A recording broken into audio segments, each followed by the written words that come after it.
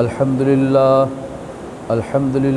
رب العالمین والعاقبۃ للمتقین والصلاة والسلام علی سید الانبیاء والمرسلین وعلى آلہ الطیبین الطاہرین وعلى علماء ملته وأولياء أمته وشهداء محبته أجمعين أما بعد فأعوذ بالله من الشيطان الرجيم بسم الله الرحمن الرحيم وأقيموا الصلاة وآتوا الزكاة واركعوا مع الراكعين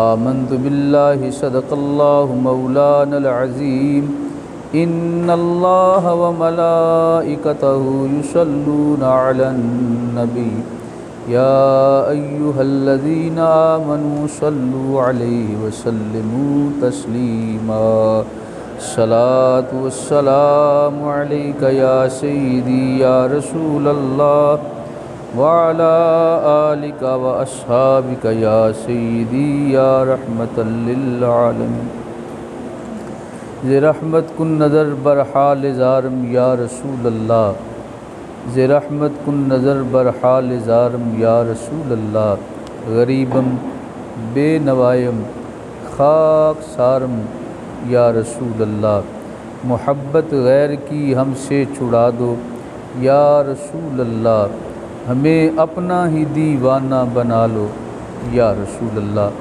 صلی اللہ علیہ وآلہ وسلم۔ اللہ تعالیٰ کے فضل و کرم سے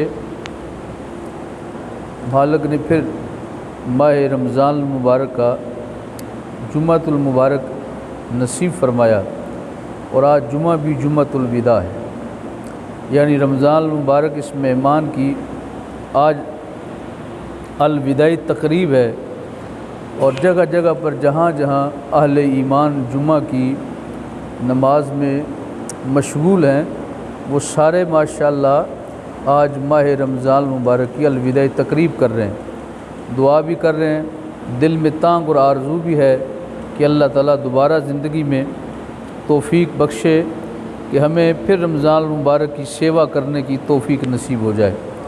اور یہ جو باقی دن ہیں، آج کا دن تو خاص دن ہے ماشاءاللہ، تو جو بھی ایک دو دن رہ گئے ہیں باقی، اور اگر 30 روزے ہو گئے تو شکر الحمدللہ، نہ ہوئے تو 29 تو ہوں گے انشاءاللہ۔ پروردگار عالم، کیونکہ رمضان شریف کا ہر لمحہ ہی قیمتی ہے، جتنا وقت ہمارا رمضان شریف کی صورت میں گزرتا ہے اس کا ایک ایک لمحہ قیمتی ہے، کہ اللہ تعالیٰ کی رحمت ہر وقت اپنے بندوں کی طرف بطور خاص اس مہینے میں متوجہ ہوتی ہے، اور اپنے بندوں کی محتاجیوں کو پورا کرنے کے لیے رب العالمین کرم نوازی فرماتا ہے۔ تو ہمیں کوئی لمحہ بھی اس کا ضائع نہیں کرنا چاہیے۔ کیسے؟ کہ ہمارا کوئی لمحہ اللہ کے ذکر سے خالی نہ، ہمارا کوئی لمحہ اللہ کے ذکر سے خالی نہ، غفلت سے نہ گزرے، بلکہ اللہ کی یاد میں گزرے۔ تو پھر تو الحمدللہ اس جمعۃ الوداع کا فائدہ ہوا، اور جو باقی دن رہ گئے ان کو فیض حاصل کرنے کا ذریعہ بن گیا۔ اور اگر اس کے ہوتے ہوئے ہم نے غفلت سے وقت گزارا تو یوں سمجھیے ہم نے اللہ کی دی نعمت کی بے قدری کی ہے، ناشکری کی ہے۔ اور رب العالمین کا فرمان ہے، جس آدمی نے میری عطا کردہ نعمتوں کا قدر نہیں کیا، شکر نہیں کیا، تو پھر وہ اب اس نعمت کو اپنی بے قدری کی وجہ سے ضائع کر دیتا ہے۔ اور جس آدمی نے شکر کیا ہے، میں اس کے لیے اپنی بارگاہ سے اور نعمتوں کے دروازے کھول دیتا ہوں۔ تو اگر ہم تھوڑی سی کوشش کر لیں تو انشاءاللہ امید ہے میرا مالک ضرور کرم نوازی فرمائے گا۔ اور یہ سارا اللہ تعالیٰ نے اپنے محبوب کی امت پر احسان کیا ہے، اور سبب اپنے محبوب کو بنایا ہے۔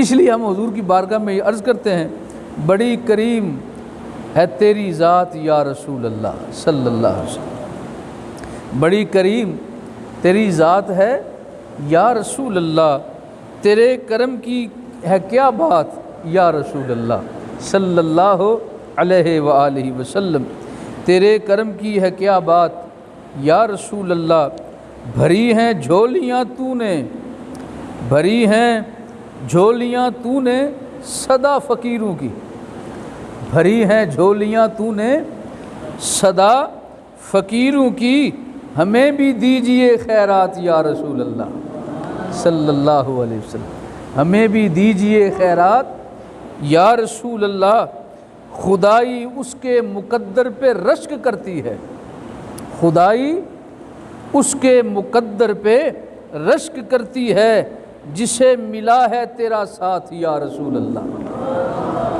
جسے ملا ہے تیرا ساتھ یا رسول اللہ صلی اللہ علیہ وآلہ وسلم، نظر کے سامنے ہوں جلوے سبز گنبد کے، نظر کے سامنے ہوں جلوے سبز گنبد کے، نظر کے سامنے ہوں جلوے سبز گنبد کے، کبھی تو آئیں وہ لمحات یا رسول اللہ، کبھی تو آئیں وہ لمحات یا رسول اللہ صلی اللہ علیہ وآلہ وسلم۔ چند اشعار ابھی پھر انشاءاللہ اللہ نے توفیق بخشی، وقت کی نزاکت کو سامنے رکھتے ہوئے چند گزارشات جو اس موضوع کے مطابق ضروری ہیں وہ سماعت فرما لیں۔ نمبر 1، اس موقع پر جو بالخصوص رمضان شریف کا مہینہ ہوتا ہے، اکثر لوگ اس میں زکوٰۃ کی ادائیگی کا اہتمام کرتے ہیں، کوشش کرتے ہیں، اور نماز اور زکوٰۃ کا ذکر اللہ تعالیٰ نے بار بار قرآن پاک میں تقریباً اکٹھا کیا ہے۔ ٹھیک ہے، پہلے کیا بیان فرمایا؟ نماز، دوسرے کا کیا ذکر کیا؟ زکوٰۃ۔ نماز اور زکوٰۃ کا ایک اپنا گہرا تعلق ہے۔ آپ کو آواز صحیح آ رہا ہے؟ شور تو نہیں زیادہ پریشان کر رہا؟ جی آواز صحیح آ رہا ہے؟ بزرگ لوگوں کو ذرا تھوڑا ہوتا ہے۔ اچھا، مجھے ایسا لگا جیسے اس کا آواز زیادہ آپ کو کوئی تنگ نہ کرے۔ اچھا جی، میں کیا کر رہا تھا کہ قرآن پاک میں جہاں نماز کا ذکر ہے وہاں زکوٰۃ کا ذکر ہے، قرآن پاک میں جہاں نماز کا ذکر ہے وہاں زکوٰۃ کا ذکر ہے۔ میں غور کرتا رہا ہوں کہ عجیب بات ہے، نماز بھی اللہ کی عبادت ہے اور زکوٰۃ بھی اللہ کی عبادت ہے، دونوں ہی عبادتیں اکٹھی ہیں، اور حج کرنا وہ بھی عبادت ہے، روزہ رکھنا وہ بھی عبادت ہے۔ جہاں بھی قرآن پاک میں باقی عبادات کا ذکر آیا تو اکیلے اکیلے آیا، اگر آپ کی توجہ ہو تو۔ جیسے بھی دیکھو قرآن پاک میں فرمایا روزے کے متعلق بھی رمضان شریف آیا، حکم فرمایا یا ایھا الذین آمنوا کتب علیکم الصیام کما کتب علی الذین من قبلکم۔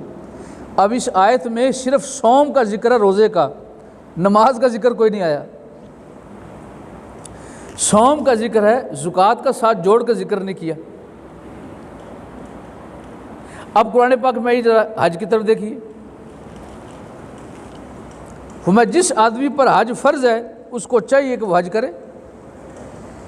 جہاں حج کا ذکر ہے تو صرف تنہا حج کا ذکر ہے، روزے کا ذکر ہے تو تنہا روزے کا ذکر ہے، روزے اور حج کو ملا کے ذکر نہیں کیا۔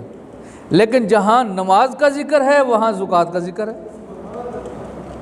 ان دو عبادتوں کو اللہ تعالیٰ نے اکٹھے ذکر فرمایا۔ میں نے جب غور کیا تو غور کرنے کے بعد اس نتیجے پر پہنچا کہ اس میں اللہ تعالیٰ نے ایک عجیب تال میل رکھا ہے، عجیب جوڑ رکھا ہے، عجیب تعلق رکھا ہے، اور یہ تعلق چونکہ انسان کے لیے اللہ نے عبادات کا سلسلہ بطور مسلمان فرض کی ہیں تو اس کی ضروریات ہر انسان کی وہ ایک طرح کی نہیں ہے، وہ دو طرح کی ہے۔ ہر انسان کی ضروریات کس طرح کی ہیں؟ دو طرح کی، ایک جیسی ضرورت نہیں ہے۔ ایک ضرورت اس انسان کی جسمانی ہے، ایک ضرورت انسان کی روحانی ہے۔ ہم سب کا جو وجود ہے یہ انہی دو چیزوں کے ملنے کا نام ہے۔ اگر ان میں سے کوئی ایک الگ کر دی جائے تو آپ اسے انسان نہیں کہتے۔ مثال کے طور پر ہم سب انسان موجود ہیں، بیٹھے ہیں، بات سن رہے ہیں، کر رہے ہیں۔ ہمارے ہی انسانوں میں سے ایک آدمی پر موت وارد ہو جاتی ہے، حکم الہی آ جاتا ہے، اس کے جسم سے روح نکل جائے، اب بتائیے آپ اسے کیا کہیں گے؟ جی زندہ کہو گے کہ مردہ؟ مردہ ہے، اچھا۔ اب آپ اس کو میت کہتے ہیں، مردہ کہتے ہیں، اسے الگ کر کے انسان کا نام نہیں دیتے آپ۔ حالانکہ قبر کے اوپر لکھا جاتا ہے یہ فلاں آدمی کا ہے، ایک قبر ہے، اور اس قبر میں کیا دفن ہے؟ اس کا بت، اس کا جسم۔ کیا اس کا روح بھی اس کے اندر دفن کر دیا آپ نے؟ اگر روح ہوتا تو آپ دفن کدھر کرتے اسے؟ معلوم ہوا انسان کا وجود وہ کم از کم دو چیزوں سے، وہ چلتا پھرتا، آتا جاتا، کھاتا پیتا ہے، وہ نمبر ایک جسم، نمبر دو روح۔ اور اگر جسم فنا ہو جائے، روح رہ جائے باقی، تو آپ اسے بھی انسان نہیں کہتے۔ ابھی میں نے بھی کہا روح، میں نے اسے روح کو انسان نہیں کہا، روح کو روح کا ہی نام دیا ہے، اور جسم کو بھی انسان نہیں کہا، جسم کو بھی جسم کا نام دیا ہے۔ دونوں مل جائیں تو انسان ہے، ایک الگ ہو جائے تو یا مردہ ہے یا روح ہے۔ ہم اس الگ الگ کو الگ کر کے نام الگ الگ دیتے ہیں، ایک نام انسان کا نہیں دیتے۔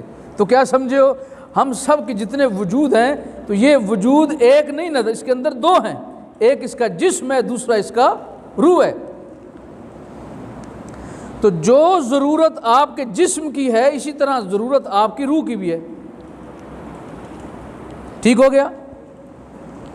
روزہ روزہ ہے، اللہ کی عبادت ہے، کوئی شک نہیں۔ حج حج ہے، اللہ کی عبادت ہے، کوئی شک نہیں۔ کلمہ شریف کا ورد کرنا اللہ کی عبادت ہے، کوئی شک نہیں۔ نماز پڑھنا اللہ کی عبادت ہے، کوئی شک نہیں۔ زکوٰۃ دینا بھی اللہ کی عبادت ہے، کوئی شک نہیں۔ لیکن باقی عبادات کو اکٹھے ذکر نہیں فرمایا، نماز اور زکوٰۃ کو اکٹھے ذکر کیا ہے۔ کیوں؟ اس لیے کہ نماز اور زکوٰۃ انسانی ضروریات کو پورا کرنے کے لیے بہترین نسخہ ہے۔ جب تک ان کو الگ کیا ہی نہیں جا سکتا، جیسے انسان کے جسم اور روح کو الگ کرنا، اس کو الگ کر کے انسان کا نام نہیں دے سکتے، اس لیے کہ دونوں اکٹھے ہوں گے تو انسان ہے۔ اسی طرح جب تک یہ دونوں عبادتیں اکٹھی نہ ہوں، انسان کی ضروریات پوری نہیں ہوتی۔ ایک ضرورت انسان کے جسم کی ہے، ایک ضرورت انسان کی روح کی ہے، تو پھر ان دونوں عبادتوں میں جسمانی اور روحانی کیسے تعلق پورا ہوتا ہے؟ تو سماعت فرمائیے، انسان کے لیے جسم کی ضرورت اللہ نے زکوٰۃ میں رکھی ہے، روح کی ضرورت اللہ نے نماز میں رکھی ہے۔ جسم جملہ ضروریات زکوٰۃ سے پوری ہو جاتی ہیں۔ زکوٰۃ کیا ہے؟ مال۔ زکوٰۃ کیا ہے؟ یہ سارا جنجال کس لیے کر رہے ہو؟ اٹھو جی صبح، پٹھے لے کے آؤ، بھینس کو یا چراؤ، پانی ڈاؤ، دودھ لینا ہے، دودھ دوئیں گے پھر پیسے کمائیں گے۔ جی کیا کر رہے ہو؟ میں نے نہا دھو لیا ہے، ناشتہ کر رہا ہوں۔ کدھر جا رہے ہو؟ پیسے کمانے ہیں، مزدوری کے لیے جا رہا ہوں، ملازمت کے لیے جا رہا ہوں، ایسے کہ نہیں؟ ہاں جی کدھر؟ آبادی کرنے جا رہا ہوں۔ کس لیے؟ اکٹھے کریں گے، جنس ہوگی، پیسے کمائیں گے۔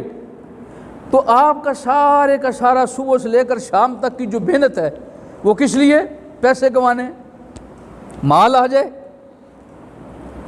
مال کماتے ہیں جسم کی اصلاح کے لیے، جسم کی ضروریات کو پورا کرنے کے لیے، اور نماز کس لیے؟ تاکہ تمہارے روح کی جتنی ضروریات ہیں اللہ اس سے پوری فرما دے۔ اگر آپ نے سر پر امامہ رکھنا ہے، ٹوپی رکھنی ہے، تو کس سے؟ پیسے سے ملے گا کہ نہیں؟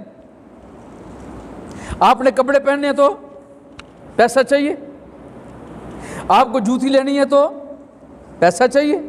ابھی عید کا موسم آ گیا، بچوں نے گھر میں شور لگایا ہوگا، بزرگوں نے بھی کہا ہوگا چلو بھائی بچوں کو جوتیاں لے آؤ، کپڑے لے آؤ، میک اپ کا سامان لے آؤ، بچوں کے لیے الگ الگ ضروریات ہیں، تو اس کے لیے کیا چاہیے؟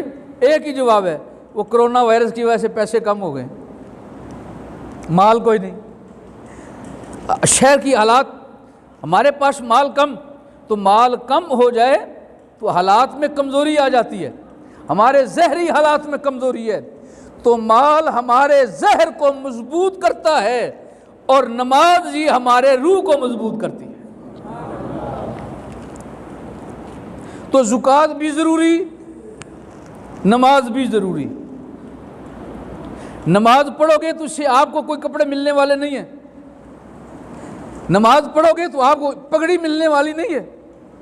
نماز پڑھو گے تو آپ کو ٹوپی ملنے والی نہیں ہے، وہ آپ کو پیسے سے ملے گی.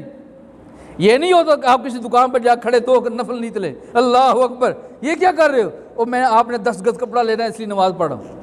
وہ بولے گا بھائی مجھے نماز کی ضرورت نہیں، پیسے ہیں تو لے آؤ. معلوم ہوا پیسہ ہماری ظاہری ضرورت کو پورا کرتا ہے اور نماز ہماری روحانی ضروریات کو پورا کرتی ہے. اور اللہ تعالیٰ نے اسی وجہ سے دونوں کو اکٹھا رکھا ہے تاکہ ظاہری ضرورت بھی پوری ہوتی رہے، روحانی ضرورت بھی پوری ہوتی رہے. اقیموا الصلاۃ وآتوا الزکوٰۃ. ایک جملہ عرض کر کے میں آگے بڑھتا ہوں. جملہ قیمتی ہے، میری ساری گفتگو کے مغز میں سے ایک حصہ ہے اور آپ کے لیے ایک سبق بھی اس کے اندر، اگر آپ غور کے ساتھ توجہ کے ساتھ سماعت کر لیں. چھوٹا سا جملہ ہے. کیسی انسان کی حالت ہے، پہلے مال کمانے کے لیے جان خرچ کرتا ہے. آپ سب کی توجہ ہے، ذرا محبت سے بولی سبحان اللہ. ایک دوسرے کو ذرا ذوق کے ساتھ گونج پڑ جائے ذرا مسجد کے اندر. الحمدللہ. میں نے کیا عرض کیا کہ جس وقت ہم ادھر توجہ کریں، ایک جب ساری زندگی کافی وقت ہم اپنے جسم کو استعمال کرتے ہیں کس لیے؟ بولو بولو کس لیے؟ پیسے کمانے کے لیے، مال کمانے کے لیے، دولت کمانے کے لیے. پہلے مال کمانے کے لیے جسم کا استعمال کرتے ہیں اور پھر جسم بچانے کے لیے مال استعمال کرتے ہیں. اگر آپ کی توجہ ہے تو آپ کی پوری زندگی کا خلاصہ میں نے عرض کیا. پہلے اپنی جان مارتا ہے مال کمانے کے لیے، پھر مال خرچ کرتا ہے جان بچانے کے لیے. وہ پنجابی میں کیا کہتے ہیں، جتنے دی کھوتی اتھے ہی آ کھلوتی. وہ جہاں سے کام شروع کیا تھا وہیں آپ کھڑے ہو گئے، جہاں سے آغاز کیا تھا وہیں آپ ٹک گئے. کیا مطلب؟ پہلے آپ جان مارتے ہیں، ساری رات جاگ کے محنت کرتے ہو کہ میں مال کماؤں. جب مال کما کے تھک جاتے ہو، اب شوگر ہو گئی، اب آپ کو بلڈ پریشر کی بیماری ہو گئی، کینسر ہو گیا، معدے کی بیماری، پٹھوں کی بیماری، آنکھوں کی بیماری، دماغ کی بیماری، کانوں کی بیماری، نہ جانے سینکڑوں بیماریاں چمٹ جاتی ہیں. اب آپ بیماریوں سے چھٹکارا پانے کے لیے، جان بچانے کے لیے کمایا ہوا مال خرچ کرتے ہیں. لاکھوں روپے کمائے، کروڑوں روپے کما لیے.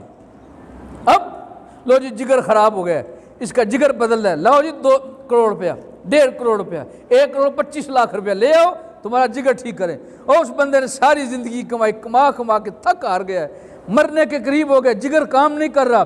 اب ایک جگر لگوانے کے لیے ساری زندگی کمائی لے آئے. کیا سمجھے ہو؟ پہلے جان ماری کمائی کے لیے، پھر جان بچانے کے لیے کمائی استعمال کر لی. کیا کیا ہم نے؟ ہوا یہ تھا کہ ہم نے اپنی زندگی کو بے اعتدالی سے گزارا. اور قربان جائے رسول اللہ کی عظمتوں پر صلی اللہ علیہ وسلم. میرے آقا نے تسلیاں دے کے، تھپکیاں دے کے، پیار سے باتیں سمجھائیں.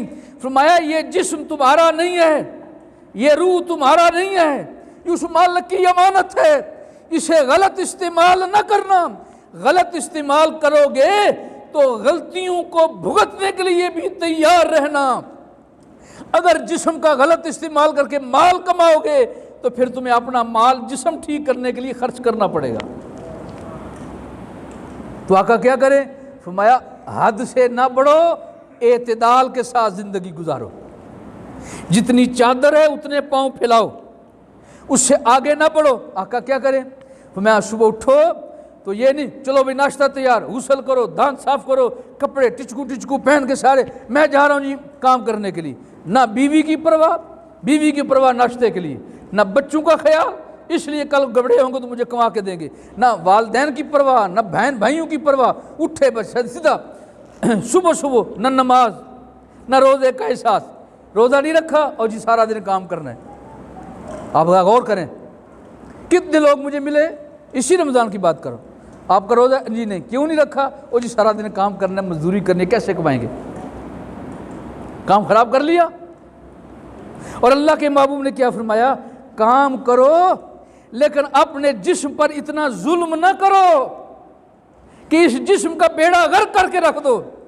اور میرے آقا کی زبان سے نکلے جملے کتنے قیمتی ہیں، میں علیک جسد حق، اے میرے امتی یاد رکھنا تیرے اوپر والے نفس کا علیک حق، تیرے اوپر تیری جان کا حق ہے، والے جسد کا علیک حق، تیرے جسم کا بھی تیرے اوپر حق ہے، اس کا حق ضائع نہ کرو، جتنی ضرورت ہے اتنا استعمال کرو، پھر جا کے اللہ کی عبادت کرو،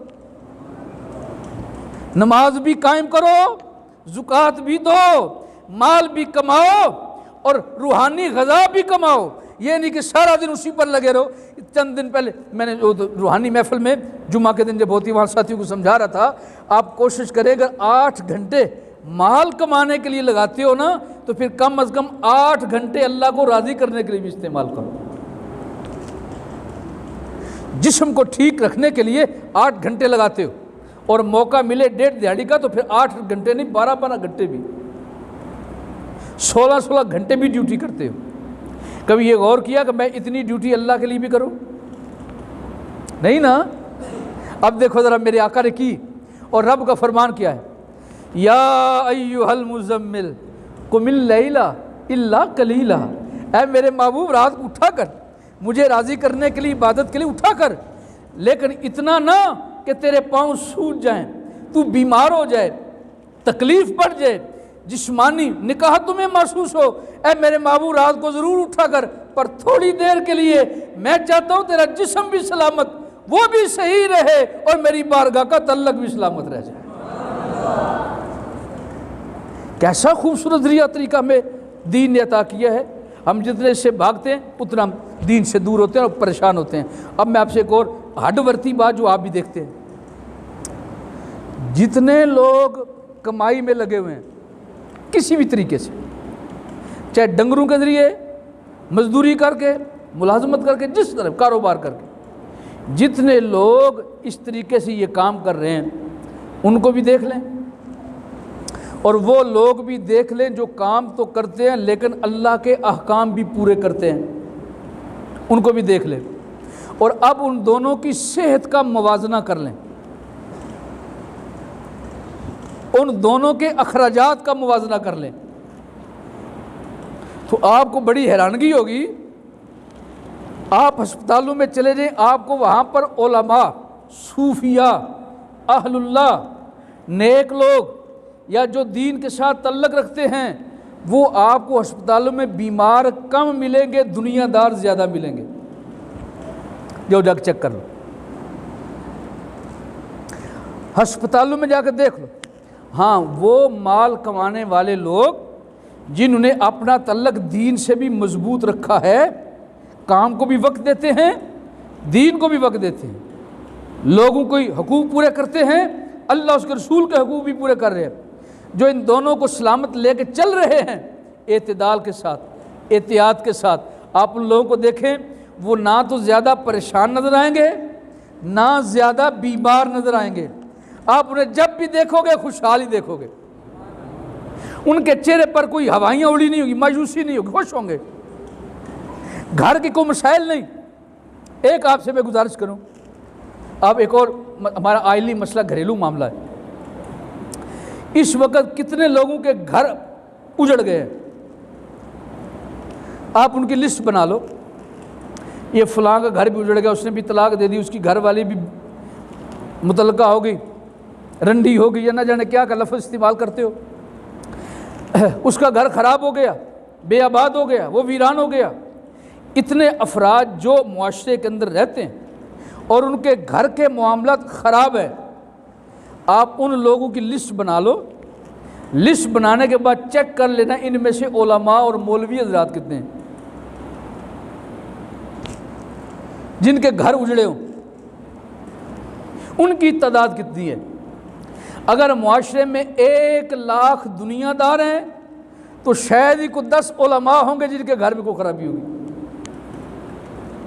اتنا فرق ہے۔ وجہ کیا ہے؟ وجہ یہ ہے، اب اللہ بہتر جانتا ہے اس کا اندر کیا ہے، لیکن یہ ضرور ہے کہ اس نے اپنے ظاہر کو دین کے مطابق بنانے کی کوشش کی ہے، دنیا بھی رکھی، دین کو بھی رکھا، اللہ کے احکام بھی پورا کیے، دنیا کے حقوق بھی پورے کیے۔ ایسے افراد نہ زیادہ پریشان ہوتے ہیں، نہ تکالیف میں الجھتے ہیں، نہ زیادہ آزمائشوں میں آزمائے جاتے ہیں، بلکہ وہ خوشحال رہتے ہیں، زندگی بھی اچھی، صحت بھی اچھی، لوگوں کے ساتھ معاملات بھی اچھے، مال میں بھی کمزوری نہیں، بلکہ لوگ تو دنیا دار علماء کے کھانے دیکھ دیکھ کے پریشان رہتے ہیں۔ ہمارے گھر میں کرونا وائرس کے حالت میں بھی کھانے کو کچھ نہیں، علماء کے گھر میں اب بھی 2 نہیں 4 ڈشیں آگے پڑی ہوئی ہیں، وہ کھانا کھا رہے ہیں، کوئی پریشانی نہیں۔ وجہ کیا ہے؟ وجہ یہ نہیں ہے کہ تم کھلا رہے ہو، وجہ یہ ہے جس مالک کو یاد کر رہے ہیں وہ مالک کھلا رہا ہے۔ اچھا، میں یہ بات کر کے آپ کو ڈی گریڈ نہیں کرنا چاہتا، کم تر ثابت نہیں کرنا چاہتا، بلکہ آپ کو بتا رہا ہوں کہ جب وہ ایسے کھا پی رہے ہیں تو تم کیوں پریشان ہو؟ تم بھی وہ کام کرو جو وہ کر رہے ہیں، جیسے اللہ ان کو عطا کر رہا ہے ایسے تمہیں خوشحالی گھر میں بیٹھے عطا فرما دے گا۔ جاؤ 8 گھنٹے ڈیوٹی کرو کام کاج، میں منع نہیں کر رہا، لیکن میں یہ کہہ رہا ہوں جب 8 گھنٹے دنیا کے لیے نکال رہے ہو تو کیا آپ 8 گھنٹے اللہ اس کے رسول کی رضا کے لیے نہیں نکال سکتے؟ جی اب سنو اللہ کا فرمان، وَأَقِیمُوا الصَّلَاةَ وَآتُوا الزَّکَاةَ، مال سے دنیا کے حقوق پورے کرو اور نماز پڑھ کے اپنے مالک کے حقوق پورے کرتے رہو۔ اس لیے اللہ تعالیٰ نے نماز اور زکوٰۃ کو اکٹھے ذکر کیا ہے، ایک جسمانی ضرورت پوری کرنے کے لیے اور دوسرا روحانی ضرورت کو پورا کرنے کے لیے۔ تو رمضان شریف میں چونکہ لوگ اکثر زکوٰۃ کے معاملے میں مال سے میل نکالتے ہیں، تو ہم نے منتخب کر لیا ہے، اس مسئلے کو ذرا سمجھ لیجیے۔ کیا رمضان میں ہی زکوٰۃ دے سکتے ہیں؟ یہ سوال ہے۔ آپ اس معاملے میں کان کھول کے، دل کی کھڑکیاں کھول کے بات سماعت کر لیں۔ رمضان کا مہینہ زکوٰۃ دینے کے لیے شریعت نے مقرر نہیں کیا، شریعت نے ایک اصول بنایا ہے کہ تمہارے پاس جس وقت نصاب کے مطابق پیسے آ جائیں اس وقت تمہارے اوپر زکوٰۃ دینا فرض ہو گئی ہے۔ اب 12 مہینوں میں سے کوئی مہینہ بھی آ جائے، محرم ہو، سفر ہو، ربیع الاول ہو، 12 مہینوں میں سے کوئی بھی ہو، رمضان ہو، رجب و شعبان ہو، کوئی بھی آ جائے۔ اب یہ جو رمضان میں کرتے ہیں یہ شریعت نے منتخب نہیں کیا، یہ ہم نے اپنی محبت کی وجہ سے کیا ہے۔ وہ کیا ہے؟ وہ یہ ہمیں پتہ ہے کہ رمضان میں اگر تھوڑا کام کرو تو اس کا اجر زیادہ ہے۔ مثلا اگر آپ نفل پڑھیں گے تو اللہ آپ کو فرض کا اجر عطا کرے گا، اور اگر آپ فرض پڑھیں گے تو اللہ آپ کو 70 فرضوں کے برابر ثواب عطا فرمائے گا۔ آپ 1 روپیہ رمضان کے علاوہ دیں گے تو اللہ آپ کو 10 گنا عطا کرے گا، اور اگر وہی 1 روپیہ رمضان میں دیں گے تو اللہ آپ کو 70 گنا عطا فرمائے گا۔ تو یہ فرق آ گیا۔ تو رمضان میں جب ہم زکوٰۃ دیتے ہیں، عام مہینوں میں زکوٰۃ دیں گے اس کا ثواب کم ہے۔ اب ہم نے یہ سمجھا کہ جب فرض پورا کرنا ہی ہے تو کیوں نہ ہم اس مہینے میں پورا کریں جس میں اس کا ثواب بڑھ جاتا ہے۔ ہم سمجھدار ہیں نا، اللہ نے عقل چھوڑ دیا ہے، ہمیں اپنی سمجھداری کا اس کام پر اظہار کرنا چاہیے۔ اس لیے ہم نے اپنے لیے زکوٰۃ دینے کے لیے اس مہینے کا انتخاب کیا ہے۔ یہ شریعت کا انتخاب نہیں ہے، یہ ہمارا انتخاب ہے۔ اب آسانی کے لیے اگر آپ یہی چاہتے ہیں کہ میں نے رمضان میں دینا ہے تو پھر آپ ایک سال کوشش کریں، دل میں یہ باندھ لیں اپنے بات کہ میرے پاس نصاب کے مطابق پیسے موجود ہیں، اب میں نے زکوٰۃ دینی ہے تو میں رمضان سے شروع کروں گا۔ آپ رمضان سے شروع کر لیں، پھر ہر سال رمضان میں دیتے رہیں، ٹھیک ہوگی بات؟ پھر ہر سال رمضان میں دیتے رہیں، پھر دیتے رہیں جب آپ کے پاس اتنے پیسے ہوں، نہ ہوں تو پھر خیر ہے۔ آپ کو معلوم ہے نصاب کیا ہے؟ زکوٰۃ جب انسان مسلمان پر فرض ہو جاتی ہے تو کتنے پیسے ہونے چاہیے؟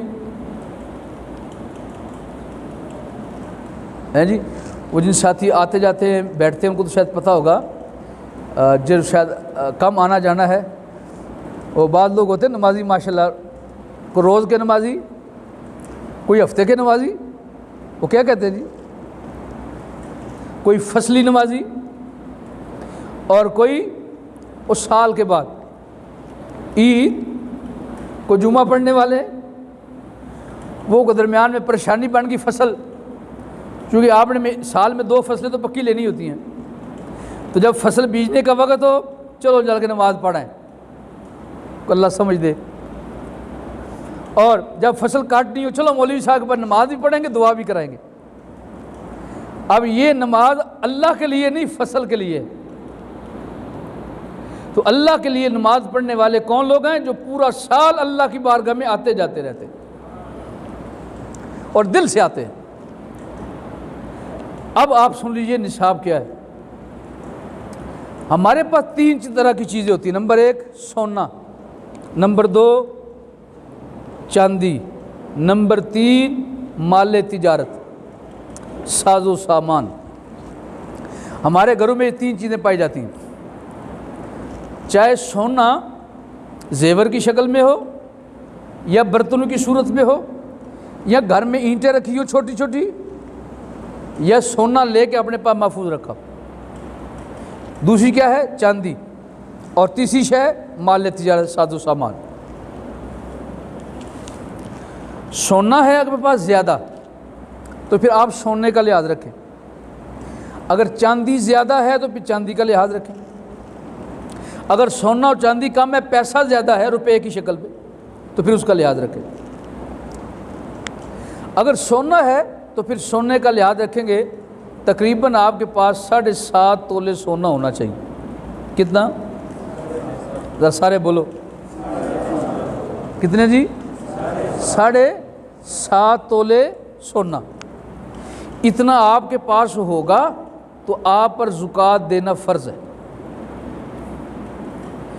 آپ کہیں گے میرے پاس تو کوئی نہیں، چلو کوئی بات نہیں، آپ کی گھر والی کے پاس اگر سونا موجود ہے اور وہ اس کی ملکیت ہے تو پھر آپ کی گھر والی پر زکوٰۃ دینا فرض ہے۔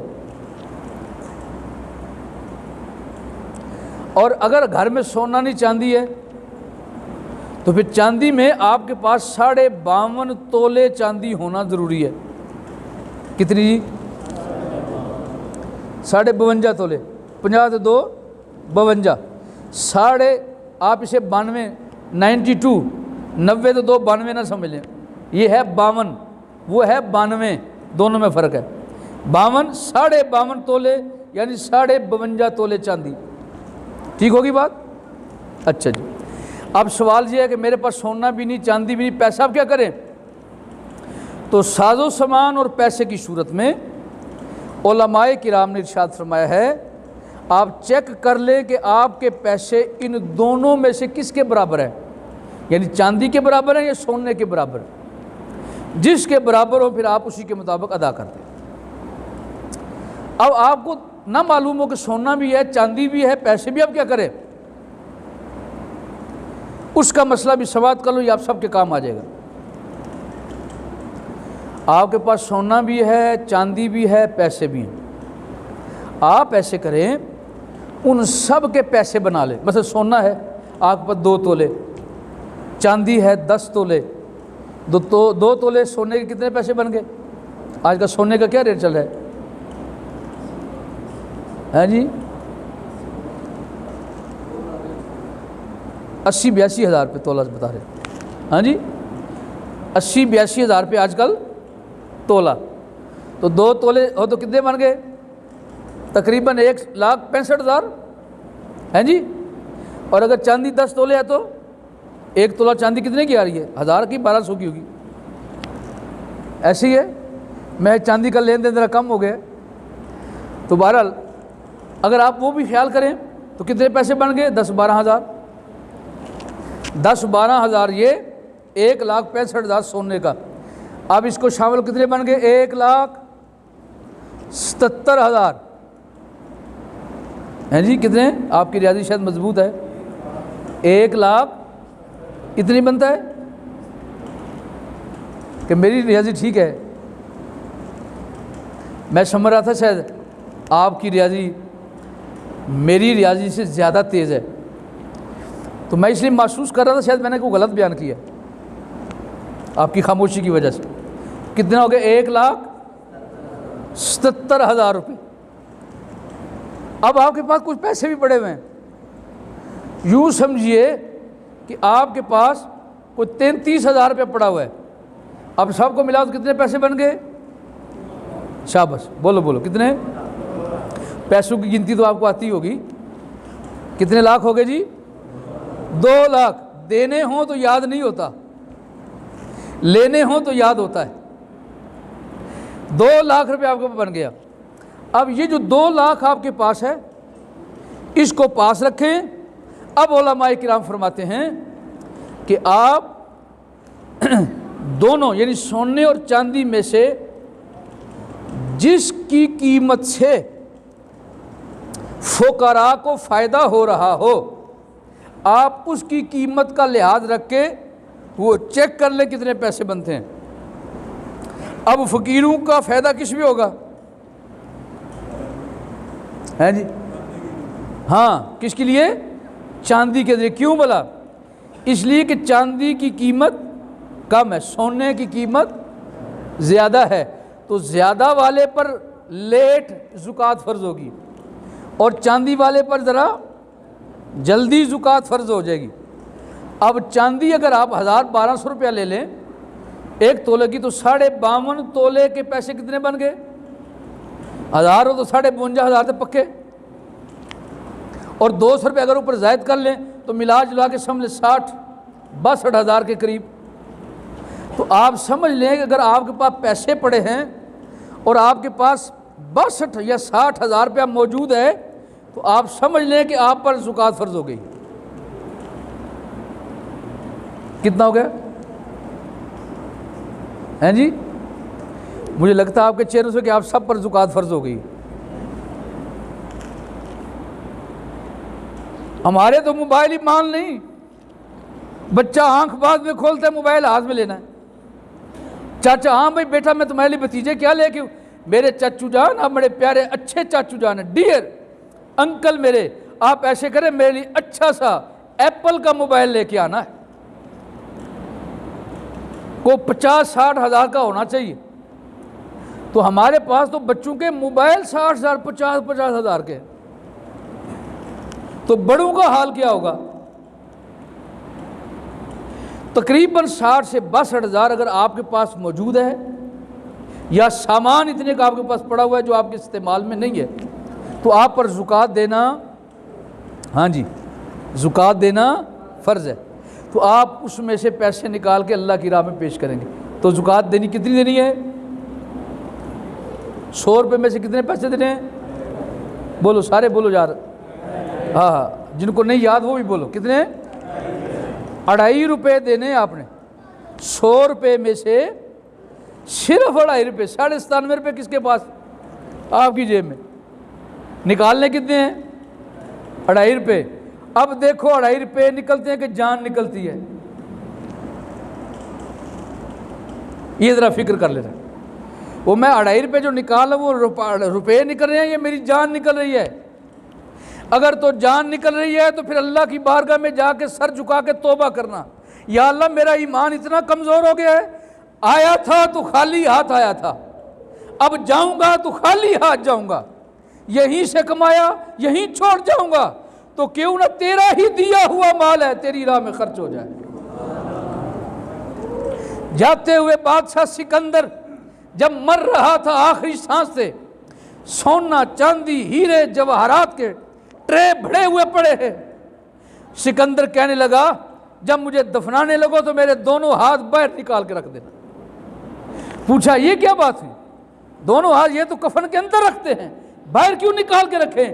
کہا تاکہ جو بھی میرے چہرے کو دیکھنے آئے، ملاقات کے لیے آئے، تو وہ مجھے آ کے دیکھے میں نے دنیا پر حکومت کی، اتنے بڑے بڑے خزانے، تو جب آیا تھا تو خالی ہاتھ لے کے آیا تھا، جا رہا ہوں تو خالی ہاتھ ہی جا رہا، کچھ لے کے نہیں جا رہا اللہ کی بارگاہ میں۔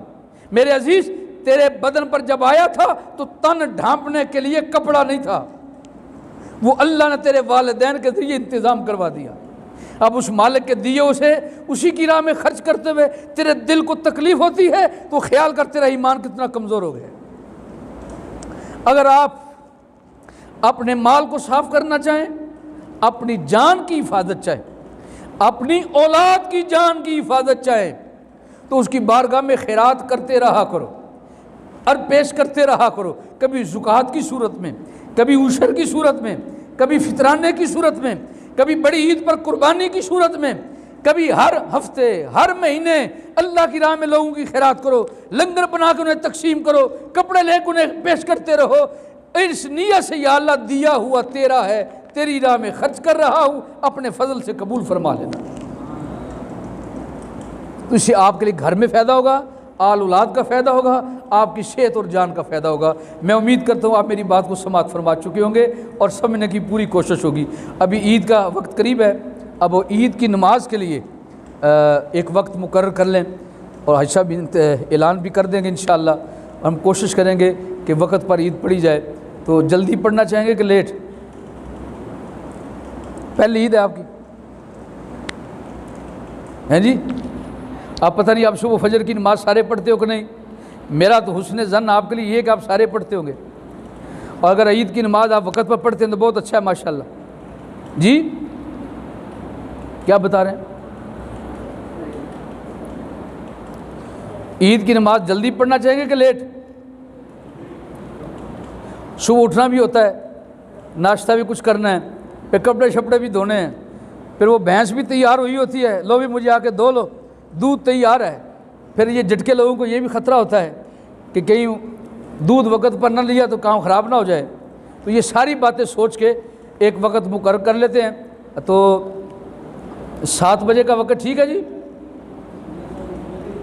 ہیں جی؟ کہ 8 بجے کا وقت ٹھیک ہے؟ اچھا، نہ 7 نہ 8، درمیان میں ٹھیک ہے؟ چلو کوئی بات نہیں، اعتدال والا کام اچھا ہے، درمیانی 7:30 ٹھیک ہے؟ آپ کو پسند ہے 7:30؟ اچھا چلے، آپ کوشش کریں گے کہ جلدی وقت پر تشریف لے آئیں تاکہ آپ کی تشریف لا کے کچھ چند اچھی باتیں نیک ہو جائیں، اور نماز پڑھنے کا طریقہ بھی سمجھ لیں گے، اور ساتھ کو 1-2 حدیث پاک آپ کو سماعت ہو جائے گی۔ اللہ تعالیٰ کی بارگاہ میں دعا ہے رب العالمین ہمارا سب کا مل بیٹھنا قبول فرمائے۔ آج صاحب 7:30 بجے جی، 7:30 بجے۔